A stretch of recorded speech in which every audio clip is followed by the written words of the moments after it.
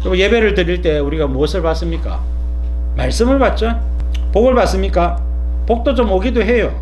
그러나 여러분 엄밀하게 이야기하면 복을 받는 시간이 아니라 복의 씨앗을 받는, 복의 씨앗인 말씀을 받는 시간이란 말입니다. 여러분 예배 때 우리가 복 받으려고 예배를 드리기도 하지만은 그것은 예배를 드렸다고 해서 복이 바로 오는 것은 아니에요. 자, 예배를 통해서 제가 이제 이렇게 표현하는데, 예배는 새 언약의 중보자 예수님을 만나는 시간이다. 예수님을 만난단 말입니다. 예수님은 두 가지 중보를 하죠. 첫 번째는 죄사함의 중보를 하고, 두 번째는 은혜의 중보를 한단 말입니다. 그래서 여러분 예배 때 우리가 주님 만나서 죄사함을 받는 거예요. 그러면 무엇을 해야 되겠습니까? 회개를 해야 되는 거예요. 감사하면서 우리가 회개하는 시간, 자복하는 시간, 내 죄를 용서해 달라고 기도하는 시간을 가져야 되는 겁니다. 여러분 차마 말하지 못할 정도로 내가 죄책감을 크게 느낀다면 하나님 앞에 나와서 주님 아시지요만 해도 주님이 아신단 말입니다. 그래서 여러분 주님 앞에 나왔을 때 반드시 죄사함의 중보를 하시라. 여러분 새 언약의 중보자 예수님은 죄사함의 중보를 하시는 예수님입니다. 그 예수님 만나는 겁니다. 두 번째 뭡니까? 자, 첫 번째 부연 설명, 요한복음 13장에 보니까 예수님이 세족식을 하시죠. 그래서 한번 목욕한 자는 발만 씻으면 되느니라. 그러나 발을 씻지 아니하면 내가 너와 상관이 없다 그랬죠. 우리 주님 앞에 나왔을 때 발 씻는 작업, 여러분 더러워진 내 발을, 더러워진 내 인격을, 더러워진 내 입술을 씻는 작업이 필요하단 말입니다. 반드시 예배하러 나왔을 때 회개하는 과정이 필요한 거예요. 그래서 여러분 장로님들이 식상하게 맨날 같은 레파토리로 내 죄를 용서하여 주옵소서 하지만은 그게 우리가 매번마다 발을 씻어야 되는 중요한 작업인 것입니다. 그리고 그 다음은 은혜의 중보죠. 은혜의 중보는요, 말씀에 순종할 때 항상 은혜가 와요. 말씀에 순종할 때 복이 오고 은혜가 오기 때문에 예배하러 왔을 때는요, 말씀을 잘 경청하고 이 말씀을 내 말씀으로, 이 말씀대로 살아야지 하는 마음으로, 이 말씀 붙들고 기도해야지 하는 마음으로 말씀을 경청하는 겁니다. 이게 예배를 잘 드리는 자세예요. 제일 중요하단 말입니다. 예배 목사님 무슨 소리 하나 보자 해가지고 그런 마음으로 보는 것이 아니라 하나님이 나에게 주시는 말씀이 뭔가 그걸 경청하며 듣는 것이 예배의 설교고 그렇습니다. 때로는 설교가 은혜를 안 될 때는요, 본문만 가지고도 은혜를 받으세요. 그리고 여러분 이것저것도 아니면요, 찬양을 통해서도 은혜를 받으세요. 그렇게 은혜를 자꾸 받으시면 되고, 주님 앞에 여러분 그렇게 죄사함의 중보, 은혜의 중보 간구로 나아가시면 됩니다. 자, 그때 반드시 우리는 예수님을 통해서 예수님을 통하여 예배를 드리는 것입니다. 예수의 이름으로 십자가 보혈을 의지하여 예배를 드리는 것입니다. 자, 23절 말씀 보겠습니다.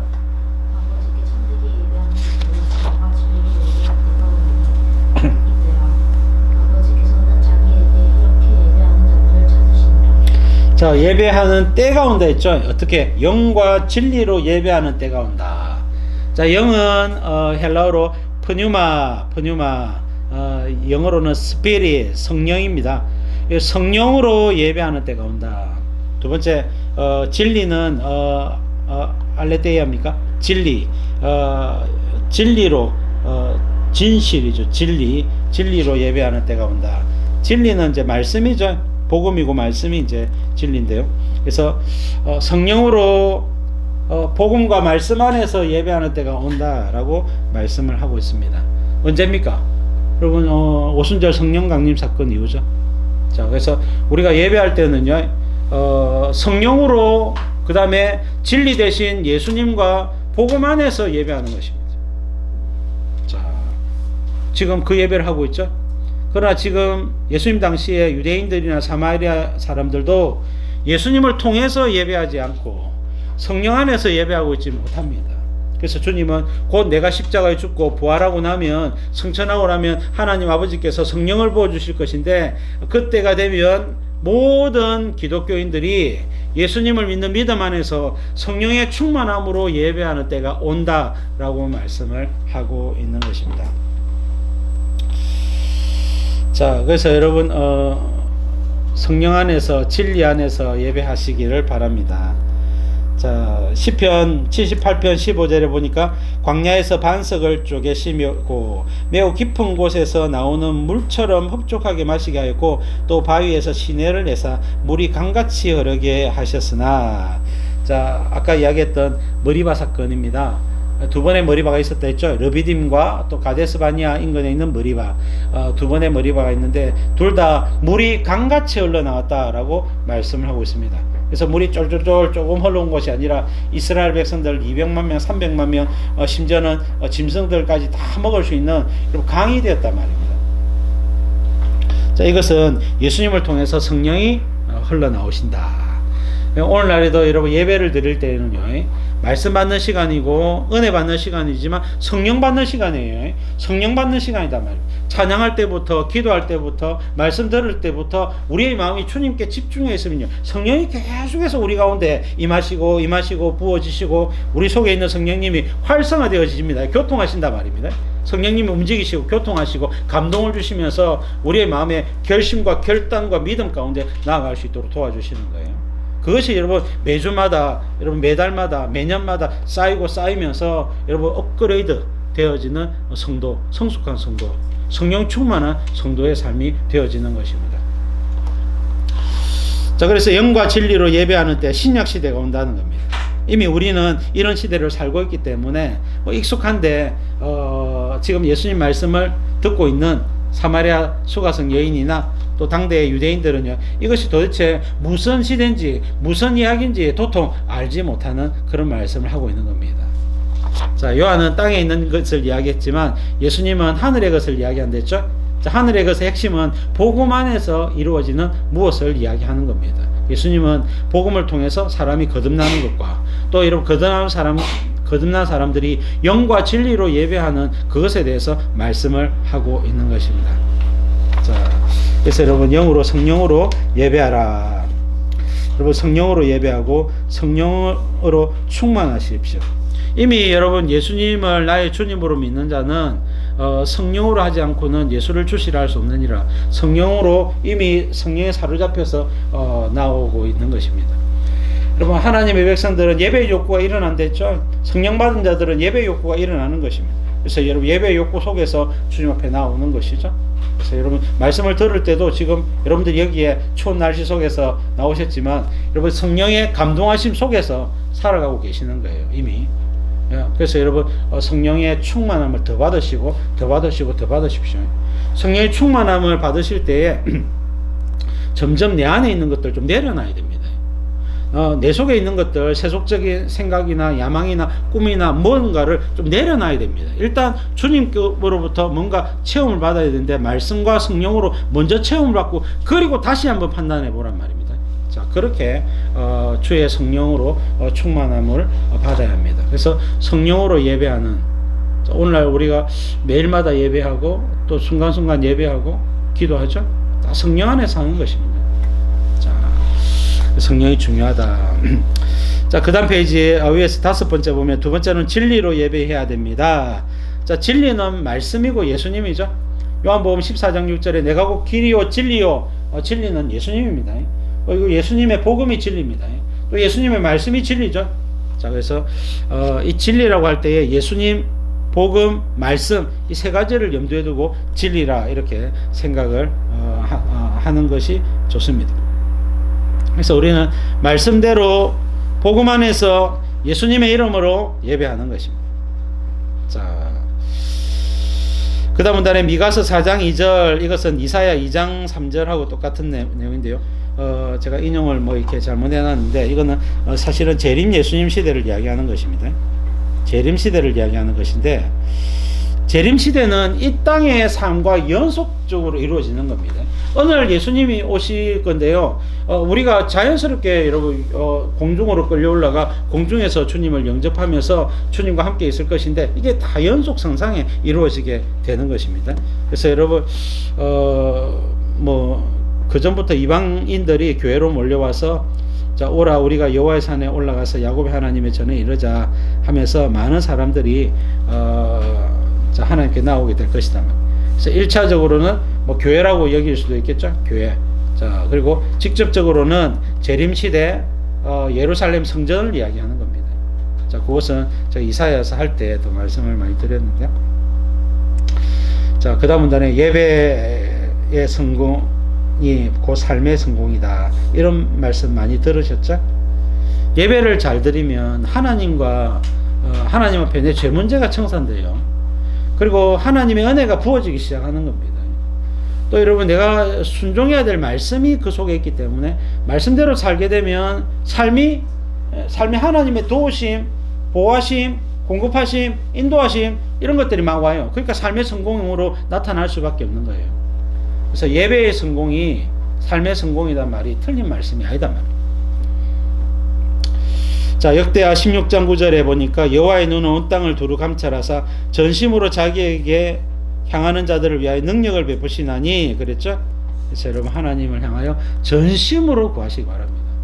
여러분, 주님을 앞에 나왔을 때, 예배를 드릴 때, 기도할 때 정말로 주님이 은혜 안 주시면 나 살 수 없습니다.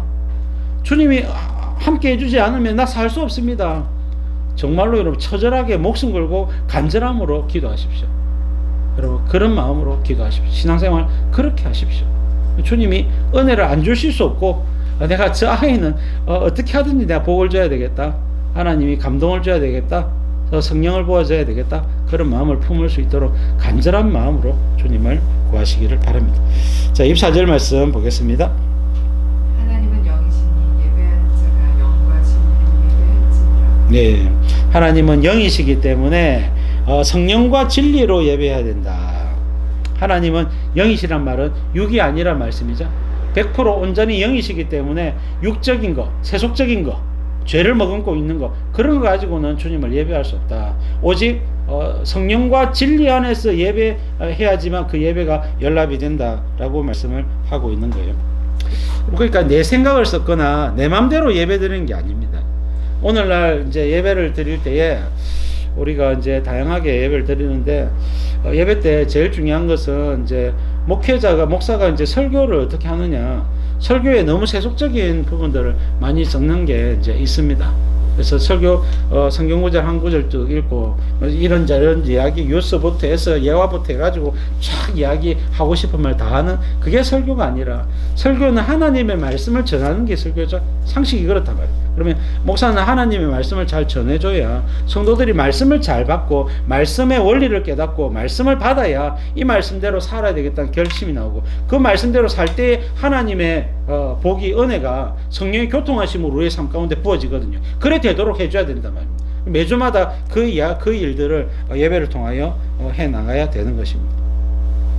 자, 히브리서 11장 4절, 믿음으로 아벨은 가인보다 더 나은 예배를 드림으로 의로운 자라 하시는 증거를 얻었으니 하나님이 그 예물에 대하여 증언하심이라 그랬죠. 자, 하나님이 예물에 대해서 증언하셨다. 무슨 말입니까? 어떤 예물로 제사를 드려야 될지 말씀하셨단 말입니다. 가인아 아벨아, 너 양 잡아서 예배드리라, 제사드리라 말씀을 했단 말이에요. 왜냐하면 여러분, 피 흘림이 없으면 사함이 없다 그랬죠. 히브리서 9장 22절. 피 흘림이 있어야 사함이 있단 말이에요. 왜? 하나님은 공이시거든요. 범죄한 인생이 죄 문제를 처리하지 않고는 하나님 못 만나는 거예요. 근데 여러분, 인생이 하나님 앞에 심판받아 죽어야 죄 문제가 처리되죠. 그러니까 안 되니까 하나님이 대속자 예수님을 세우신 거예요. 그래서 구약시대에 아담 때부터 해서요, 모든 범죄한 인생들은 전부 다 오실 예수님, 십자가에 달려 죽으실 예수님을 바라보면서 예배해야 됩니다. 그 예수님을 상징하는 게 뭡니까? 번제, 화목제, 번제, 소제, 화목제, 속제제 아닙니까? 번제와 소제는요, 소제나 화목제는요, 단독으로 제사할 수 없습니다. 화목제도요,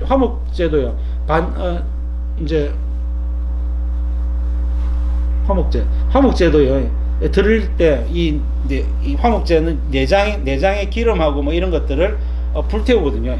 이거 불태우는데 어디에 드리냐면 번제를 드린 그 제단 위에다 드린단 말입니다. 그래서 여러분, 자, 소제는요, 곡식으로 드린 제사죠.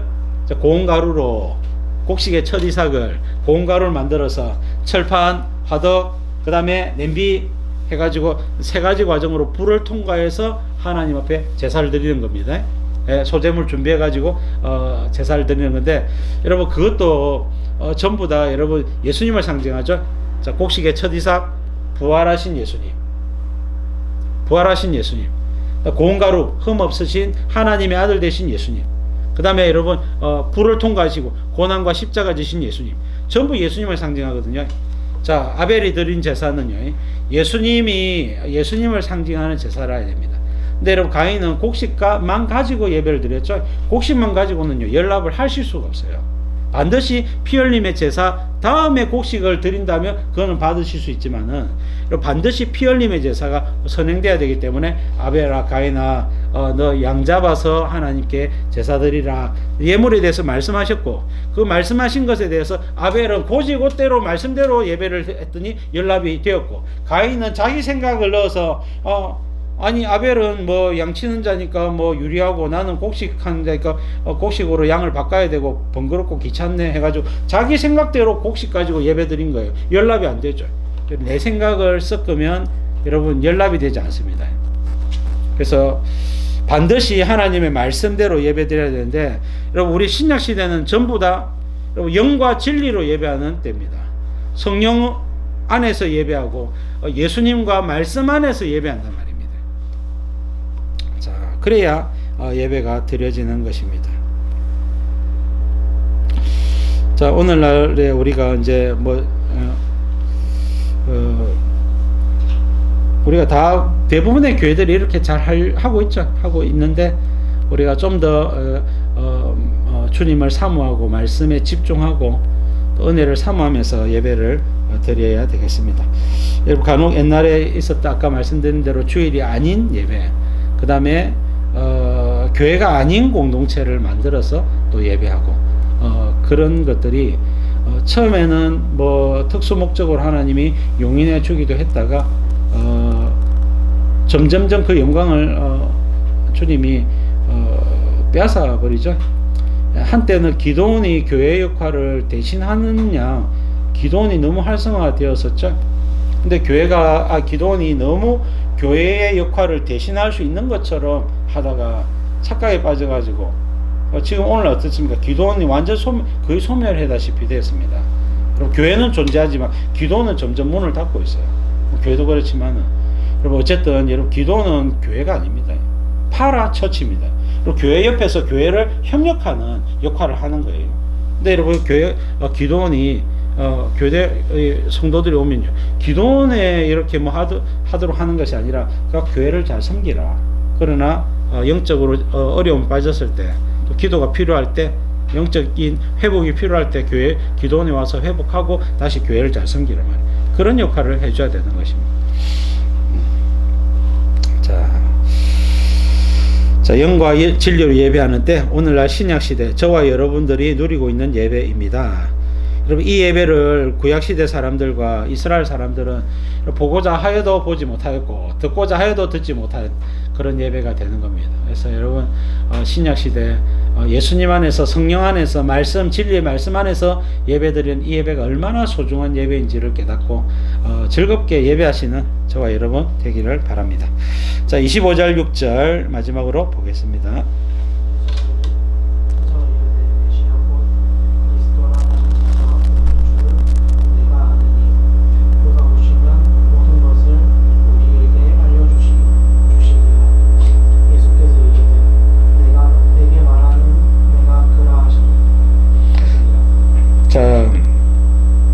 여자가 예수님의 말씀을 100% 신뢰하지 못했던 것 같습니다. 예수님이 선지자시네요 하고 알아도 봤지만은 예수님이 영과 진리로 예배하는 때가 온다. 그리심산도 아니고 예루살렘도 아니다. 이렇게 이야기하셨죠. 실제로 예루살렘 성전도 붕괴되었지 않습니까? 지금은 영과 진리로 예배하는 때입니다. 장소의 문제가 아니라 예수님을 통해서 성령 안에서 말씀 안에서 예배하는 이것이 중요하다. 그래서 여러분 설교가 말씀이 선포돼야 되고요. 예수님의 이름으로 우리가 주님을 만나야 되고, 모든 만나는 과정 속에서 교통하시고 역사하시는 분은 성령 하나님이십니다. 그래서 성령의 충만함을 받는 그런 예배가 되어야 되겠습니다.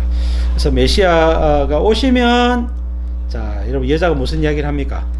예수님이 먼저 말을 꺼내기도 전에 메시아가 오시면 그렇게 되실 줄 믿습니다. 먼저 이야기를 하고 있는 겁니다. 자, 이 말씀 25절 말씀이 이 여자가 메시아를 기다리고 있었다는 증거가 되어지는 것입니다. 그래서 예수님이 내가 그니라고 말씀을 하고 있는 것입니다. 이 메시아를 기다렸던 여자, 자, 이 여자를 만나기 위해서 예수님은 여러분 둘러 사마리아를 통과하여야 하겠는지라. 예수님을 기다리면 반드시 주님이 찾아오신다 말씀을 하고 있습니다. 그리고 예수님은 이 여인을 만나 주셨고, 이 여인은 그동안 메시아를 기다렸어요. 어떻게 해서 메시아를 기다렸습니까? 그의 기구한 여러분 삶이, 고통스러운 삶이 메시아를 기다리게 만든 것입니다. 그래서 여러분 고난 받는 것이 내게 유익하다. 그랬죠? 시편에 보니까 고난 받는 것이 내게 유익하다라고 했습니다. 왜 그렇습니까? 고난을 통해서 내가 하나님의 말씀을 깨닫게 되고, 고난을 통해서 하나님을 찾게 되니까 고난이 유익하단 말입니다. 자, 그러나 여러분 영원토록 고난에 가둬두시려고 주님이 우리에게 고난을 주시는 거 아닙니다. 주님을 만나게 하기 위해서, 은혜 받게 하기 위해서, 말씀대로 살아가는 인격이 되게 하기 위해서, 복음을 위해서 살아가는 멋지고 아름다운 인생과 가정이 되게 하기 위해서 잠시 잠깐 고난을 주고 있는 것입니다. 그래서 여러분 또 주님을 다시 만나게 되고 주님을 알게 되면 어떻게 해요? 말씀대로 주님을 섬기는 거예요. 말씀대로 예배하고, 말씀대로 헌신하고, 말씀대로 기도하고, 말씀대로 전도하고, 말씀대로 주님을 섬기다 보면요, 자연스럽게 여러분 고난의 시간들을 다 지나가고 영광의 시대가 열리게 되어지는 것입니다. 여러분 영과 진리로 예배하시다가 주님이 주시는 놀라운 예배의 은혜와 또 성령의 충만함을 누리시는 저와 여러분 될 수 있기를 주님의 이름으로 축원합니다. 자, 기도 제목 같이 읽겠습니다. 시작. 내 맘대로 예배한 세월과 잘못된 예배를 용서해 주옵소서. 이 모든 예배 가운데 성령으로 예배하게 하옵소서. 진리 가운데 예배하게 하옵소서. 성령에 푹 빠져서 예배하게 하옵소서. 말씀에 대한 기대와 결단과 순종으로 예배하게 하옵소서. 아멘.